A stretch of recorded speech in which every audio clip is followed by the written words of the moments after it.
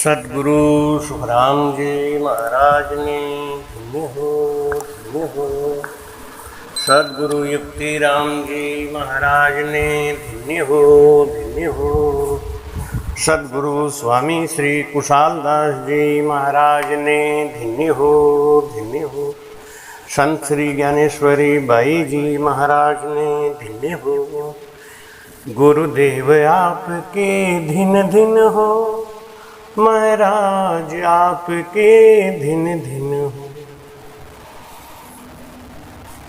करसी सोई भुगत सी प्राणी पुण्य पाप, सुन जो सब सुख राम कहें, कुण बेटो कुण बाप। बोलो राम। महाराज फरमाते हैं कि हर व्यक्ति अपने ही कर्मों का फल भुगतता है और जो जिसको जैसा होना होता है महाराज वैसा ही उसकी बुद्धि बन जाती है। जो नर को होण्यो लिखो सो मति आवे दाय, पर भाते नर उठ के सोई करे उपाय।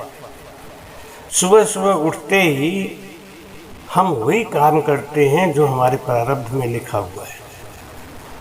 हमको जो होना है वो हमारे प्रारब्ध में पहले से हमने ही बना दिया है। आज हम जो कर्म कर रहे हैं यही हमारा प्रारब्ध बनता है और वो प्रारब्ध ही हमको भुगताने के लिए आता है। परीक्षित ने कलयुग को 4 जगह रहने के लिए दिया, जहाँ पे हिंसा होती है, जहाँ मदिरालय है, जहाँ वेश्यालय है, जहाँ द्वित क्रिया होती है, जुआ होता है। 4 जगह परीक्षित ने कलयुग को रहने के लिए दिया कि मेरे राज में रहना है तो इन 4 जगह में रह सकते हो। कलयुग ने बहुत अनुनय विनय किया कि मेरा परिवार बड़ा है, मुझे रहने के लिए एक जगह और दिया जाए। तो परीक्षित ने उनको कहा कि पाप की अधर्म की कमाई का जो धन है उसमें तुम्हारा वास होगा। परीक्षित ने सोचा कि मैं सबको, पूरी प्रजा को ये बता दूंगा कि कलयुग आ चुका है और कलयुग इन 5 जगहों पे निवास कर रहा है, इसलिए इन 5 जगहों से बचो, इन 5 जगहों में मत जाना। कलयुग से बच जाएंगे, बुरे कर्म नहीं होंगे, पाप से बच जाएंगे। लेकिन परीक्षित ने जरासंध का मुकुट लगा लिया और वो कलयुग उसमें समा गया। जरासंध व्यभिचारी था, पापी था, कंस का ससुर था।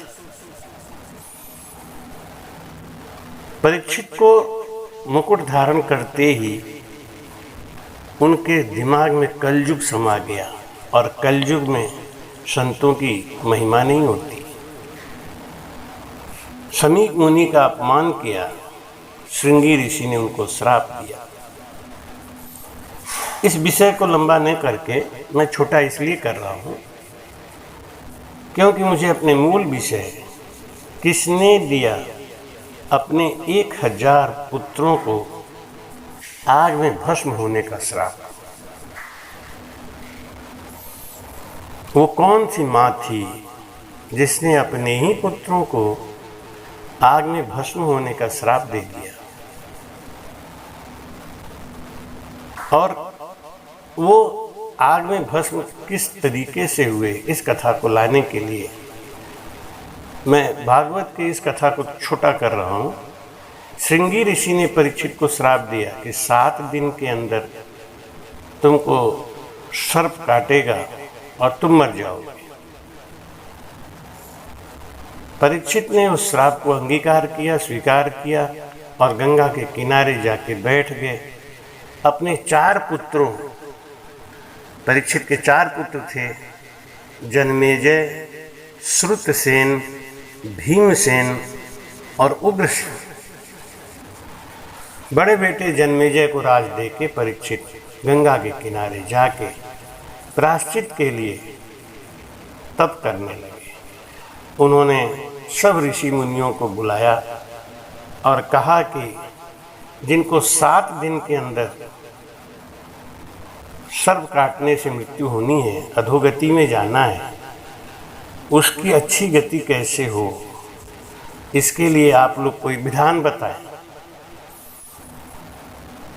जितने ऋषि वहाँ बैठे थे सब शांत हो गए, चुप हो गए, किसी को उत्तर नहीं आया। नारद जी के कहने पर, उनकी प्रेरणा से सुखदेव जी महाराज, व्यासपुत्र सुखदेव जी महाराज आए और उन्होंने परीक्षित से कहा कि अगर तुमको आत्मज्ञान चाहिए तो पहले मुझको गुरु बनाओ। परीक्षित ने सुखदेव जी महाराज जी को अपना गुरु बनाया और सुखदेव जी महाराज जी ने कहा कि अब तुम हमसे प्रश्न पूछो, हम तुमको भेद बताएंगे। परीक्षित को सुखदेव जी महाराज जी ने श्वास और उश्वास में भजन करने का भेद बता दिया कि परमात्मा अजर है, अमर है, आत्मा कभी मरती नहीं, आत्मा मन के बस में है और मन के ऊपर जन्म जन्म का मैल चढ़ा हुआ है। वो मल हमको पुनरपि जननम पुनरपि मरणम के चक्कर में डालता है और वो मल क्या है? मोह, ममता, माया, ये मन के मैल है। हे परीक्षित, तुम इस मल को धो डालो। इस मल को धो दोगे तो आत्मा निर्मल हो जाएगी। निर्मल मन जन सो मोहि पावा, अमोहि कपट छल छिद्र न भावा। निर्मल मन के अंदर ही वो तत्व जाग जाता है। निर्मल होते ही वह परमात्मा स्वरूप हो जाता है। इस संसार में मरता है शरीर, माया मरी न मन मरा, मर मर गया शरीर, आशा तृष्णा ना मरी, कह गए दास कबीर। हे परीक्षित, तुम मरने वाले नहीं हो, मरने वाला शरीर है। मरना है तो आत्मा के अंदर जो मल है उसको साफ करो, उसको मारो, माया को मारो, मोह को मारो, ममता को मारो। अभी तुम्हारे अंदर जो मोह है वो है शरीर का, धन का, राजपाट का। इस बंधन में तुम बंधे हो। जब तुमको ज्ञान हो जाएगा तो ये बंधन छूट जाएगा और जब बंधन छूट जाएगा तुम निर्बंध हो जाओगे और जब निर्बंध हो जाओगे तो आवागमन छूट जाएगा। सुखदेव जी महाराज जी ने परीक्षित को आत्मज्ञान दिया और कहा कि तुम्हारे पास तो 7 दिन है। अरे राजा खटदिलीप को तो 2.5 घड़ी का समय मिला था और उन्होंने भी राम भजन किया, सांसों सांस सुमिरन किया, तो वो भी अच्छी गति को गए थे। परीक्षित, तुम्हारे पास 7 दिन बहुत है। 1 घड़ी आधी घड़ी आध्यु में पुनियाद, तुलसी संगत साध की हरे कोट अपराध। बोलो राम। हाँ, कहते हैं कि 1 घड़ी आधी घड़ी भी अगर परमात्मा का किसी ने सुमिरन कर लिया, भजन कर लिया, सुरती शब्द मन और पवन को मिला के इस भेद सहित ज्ञान घट आवे, प्रेम भाव निश्चय मन पावे, मोक्ष मिलन की यही उपाय, दूजी नहीं सृष्टि में भाई। दूसरा कोई उपाय सृष्टि में नहीं है। लेकिन भेद जानना चाहिए, भेदु संत मिलना चाहिए। आज भेदु संत की कमी है। लोग भटके हैं, हमको भी भटका रहे हैं। तप में बतावे नाम, जप में बतावे रे, व्रत में बतावे कोई, धाम भटकावे रे। कथा में सुनावे, कथा में सुनावे, कहे पिया इसी ठोर रे। कैसे करूँ सुरती शब्द को प्यारो योग रे, कैसे करूं सुरती शब्द को प्यारो योग रे। बिरह की मारी भटकूं पिया नहीं पाऊं, दर्द दीवानी में तो राह नहीं पाऊं। ज्ञानी ध्यानी संत कहें, ज्ञानी ध्यानी संत कहें, वो है चित चोर रे, कैसे करूं सुरती शब्द को प्यारो योग रे। शब्द में सुरती लगावे मारा सतगुरु, मन पवना संग मिलावे मारा सतगुरु।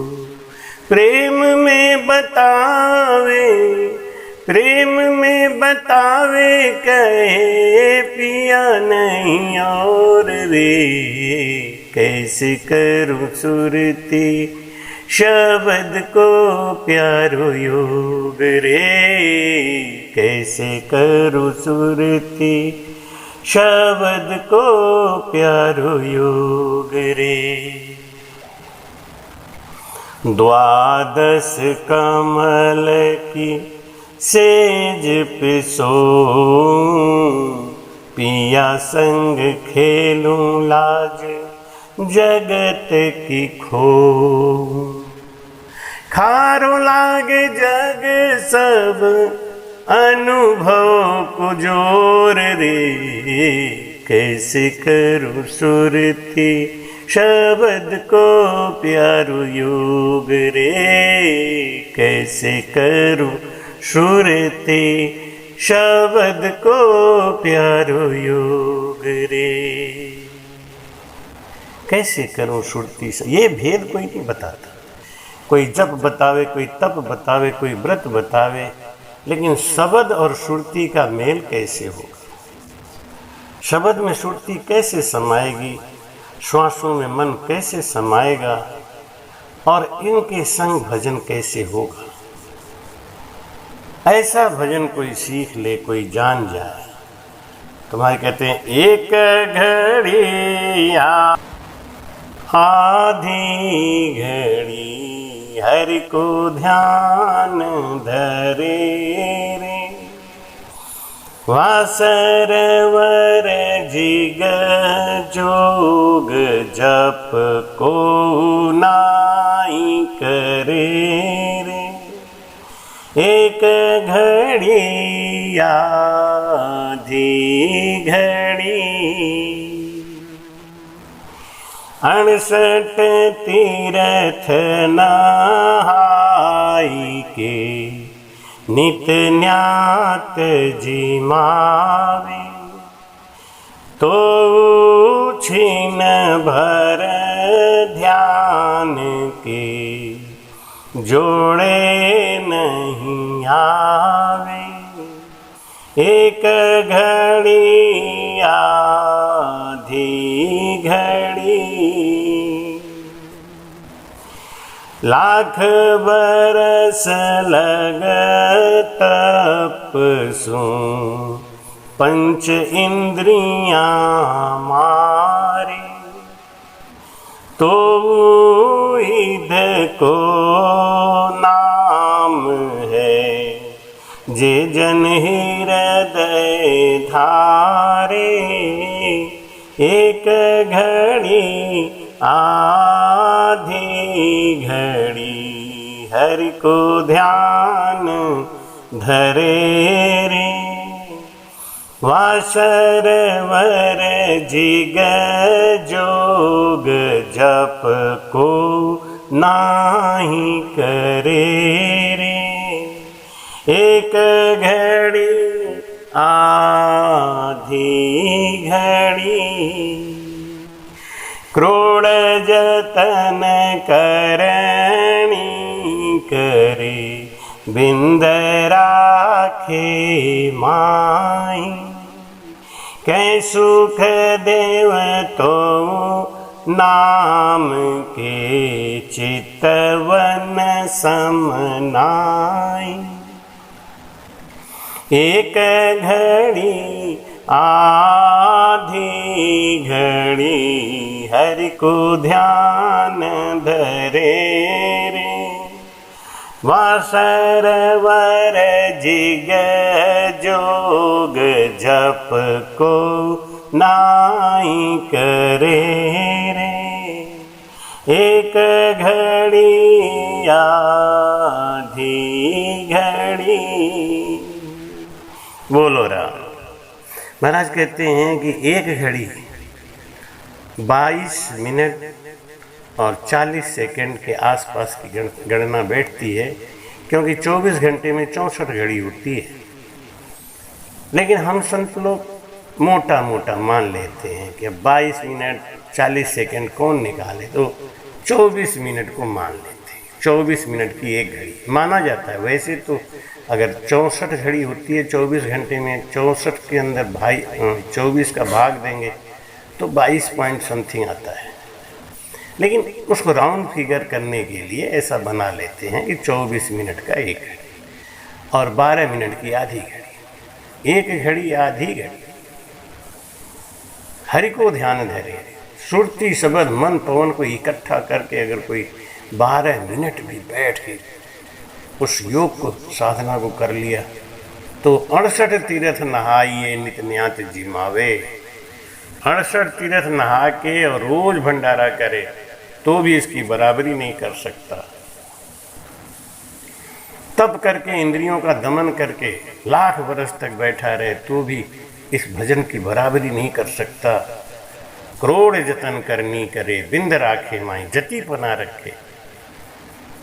लेकिन महाराज कहते हैं कि ये भजन की बराबरी कोई नहीं कर सकता। ये ऐसा राम भजन है।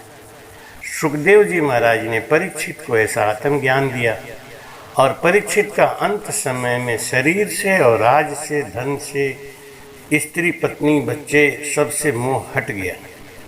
और उनको जब तक्षक ने काटा उनका शरीर फटा, लेकिन उनको लेने के लिए विमान आया और वो स्वर्गलोक को गए।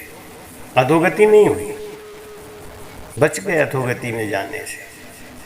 क्यों? उनको गुरु पक्का मिल गए, ज्ञान पक्का मिल गया, भेद अच्छा मिल गया। लेकिन परिवार वालों को दुख बहुत हुआ, तो जन्मेजय ने दुख में आके एक सर्प यज्ञ किया और उस सर्प यज्ञ में दुनिया भर के सर्पों को बुला बुला के मंत्रों के जरिए उसे आग में भस्म करना शुरू कर दिया। ये जितने भी सर्प बुलाए गए ये सब श्रापित थे, उनको श्राप लगा था। इनकी माता कद्रू ने ही इनको श्राप दिया था। जन्मेजय ने सर्प यज्ञ शुरू कर दिया और दुनिया भर के सर्प आगे उसमें गिरने लगे।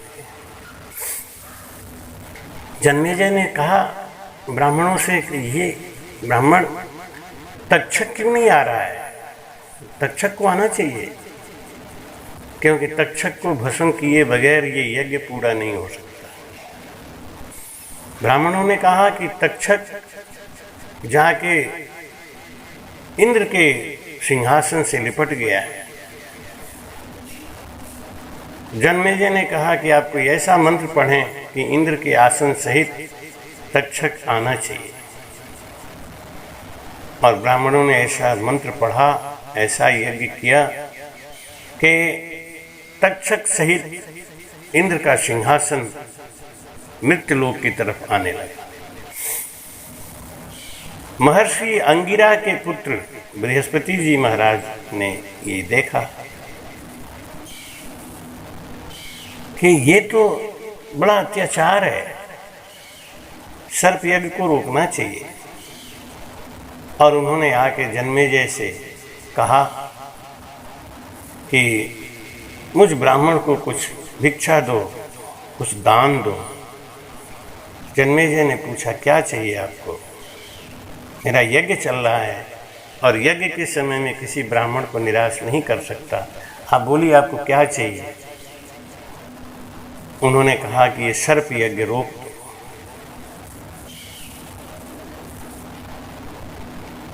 कहीं कहीं कथा आती है आस्तिक मुनि ने ये बात कही थी, इसीलिए सर्प आज भी आस्तिक मुनि का आन मानते हैं।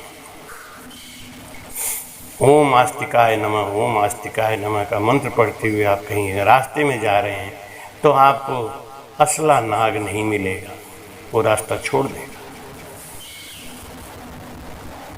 जन्मेजय ने सर्प यज्ञ रोक दिया, उनको अंगिरा पुत्र बृहस्पति जी ने ज्ञान दिया और कहा कि तुमने निरपराध इन सर्पों को क्यों मार दिया।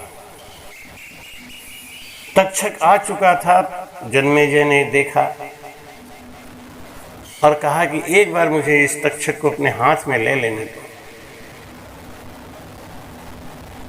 बृहस्पति भगवान ने कहा कि आप इसको मारेंगे नहीं, ऐसा वचन दें तो मैं आपके हाथ में सौंप दूंगा। उनका मैं इसको मारूंगा नहीं, लेकिन क्रोध वशीभूत होके उन्होंने सर्प को बीच से खींच दिया, जिससे सर्प का विष पूंछ में और सर में आके सिमट गया। पहले कहते थे कि सर्प के पूरे शरीर में विष होता था। जन्मेजय को बहुत प्रायश्चित हुआ कि मैंने अनायास निरपराध इन हजारों सर्पों का बलि चढ़ा दिया। वो व्यास जी के पास गए और व्यास जी से पूछे कि प्रभु मुझसे ये जो गलती हुई है इसका प्रायश्चित क्या है। व्यास जी बोले कि तुम सबसे पहले तो ये बात अपने अंदर से निकाल दो कि तुमसे कोई पाप हुआ है, क्योंकि जो कुछ सृष्टि में हो रहा है वो सब पहले से रचित है। तुम्हारे अंदर जो कर्तापन का भाव है ये तुमको बंधन में बांध रहा है।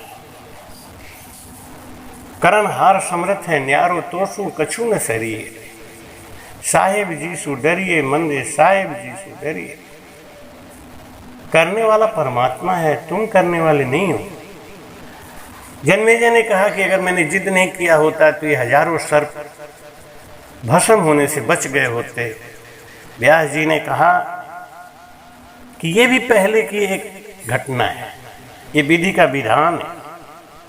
तुमने जो सर्प यज्ञ किया यह भी एक विधि का विधान था। पूर्व काल में कश्यप जी की पत्नियां कद्रु और बिंता में ये शर्त लगी कि सूर्य के रथ में जुते घोड़े काले हैं या सफेद। बिंता ने कहा घोड़े सफेद रंग के हैं। कद्रू ने कहा कि नहीं, वो काले रंग के हैं। दोनों के में बहस बढ़ गई और बिंता ने कहा कि अगर सफेद घोड़े निकले तो तुम मेरी दासी बन के सेवा करोगी, अगर काले घोड़े निकले तो मैं तुम्हारी सेवा करूंगी दासी बनकर। कद्रू ने अपने हजारों पुत्रों को इकट्ठा किया, उनके पुत्र थे नाग। उन्होंने कहा बच्चों तुम जाके सूर्य के घोड़ों से लिपट जाओ, उनको काले रंग का दिखा दो, नहीं तो मुझे बिंता की दासी बनना होगा। इस छलयुक्त आज्ञा को शेष आदि 1000 नागों ने स्वीकार नहीं किया। बाकियों ने तो स्वीकार किया, लेकिन 1000 नागों ने स्वीकार नहीं किया। तब कद्रू ने अपने पुत्र नागों को श्राप दिया कि जन्मेजय जब सर्प यज्ञ करेगा तब तुम सब उसमें भस्म हो जाओगे। व्यास जी कहते हैं राजन, भगवान की माया बड़ी प्रबल है, वे ही विधान अब तुम्हारे द्वारा पूर्ण हुआ। जन्मेजय ने कहा अगर पहले मुझे मालूम होता तो ये हिंसात्मक घोर कर्म मैं नहीं करता। वेद व्यास जी ने कहा राजन, महाभारत युद्ध की घटनाओं का पहले मुझे ज्ञान था। योगेश्वर श्री कृष्ण सर्वज्ञ रहे हैं, भीष्म द्रोण को परिणाम का ज्ञान था, फिर भी युद्ध हुआ, उसे कोई नहीं रोक सका। भगवान राम को जीवन की सारी घटनाओं का ज्ञान था, फिर भी वनवास, सीता हरण, सीता वनवास आदि सब कुछ हुआ। अतः विधि का विधान किसी के द्वारा हरे नहीं हरता। जन्मेजय ने कहा कि ब्राह्मण, आगे कुआं है, फिर कोई क्यों कुआं में गिरेगा? अगर पहले से मालूम होता है तो कोई क्यों उलझन में फंसेगा? इस प्रकार तर्क वितर्क करते हुए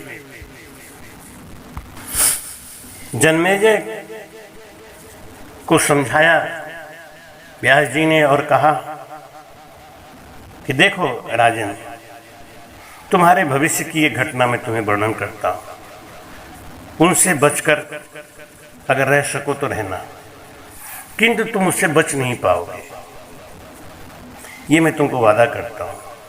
तुम कह रहे हो ना कि अगर किसी को पता चल जाए कि सामने कुआं है तो कोई क्यों गिरेगा? गिरना पड़ेगा। क्यों? विधि का विधान है, उसका प्रारब्ध है, उसको फल भोगना है। इसलिए हम चाहते हुए भी, जानते हुए भी हमारी बुद्धि भ्रष्ट हो जाती है और हम उस कर्म को करते हैं। क्यों? होना है।